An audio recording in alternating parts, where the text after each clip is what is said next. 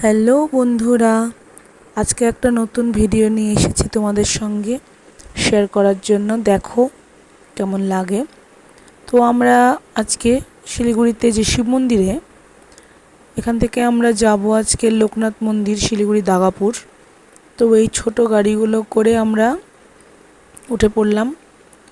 তো এখন যাচ্ছি। দেখো এখান থেকে নামবো আমরা দার্জিলিং মোড়। দার্জিলিং মোড় থেকে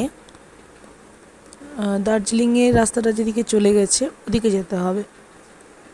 জায়গাটির নাম দাগাপুর।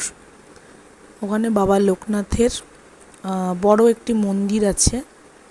তো সেখানে আমরা শিলিগুড়িতে আসলেই একবার করে যাই প্রত্যেকবার।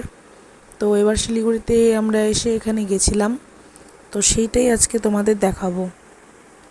তো আমার যেহেতু শিব মন্দির থেকে আমি উঠেছি, শিলিগুড়ি শিব মন্দির, তো শিব মন্দির থেকে আমি ছোটো গাড়িগুলো করে চলে গেছি, আমি এবং আমার হাজব্যান্ড।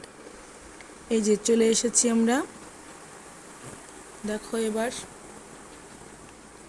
দার্জিলিং মোড়। দার্জিলিং মোড়ে নেমে কিছুটা এগিয়ে এসে টার্নিং থেকে, যেটা দার্জিলিং যাওয়ার রাস্তাটা চলে গেছে, ওখানে টার্নিং থেকে একটা টোটো নিব, 10 টাকা করে ভাড়া নেবে। একদম লোকনাথ মন্দিরের সামনে নামিয়ে দেবে, দাগাপুর লোকনাথ মন্দির। তো আমরা চলে এসেছি। দেখো এই যে যাচ্ছি এখন দার্জিলিং যাওয়ার যে রাস্তাটা আছে দার্জিলিং মোড় থেকে, তো সেই দিক দিয়ে আমরা দাগাপুরে যাচ্ছি। এই মন্দিরের এই যে চলে এসেছি মন্দিরে আমরা।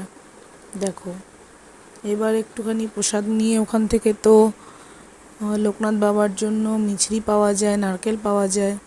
এই যে মন্দিরের এখানে একটা দোকান আছে, নিয়ে আমরা এই যে মন্দিরে ঢুকছি। দেখো সুন্দর, খুব সুন্দর মন্দিরটা। দেখো কেমন লাগে।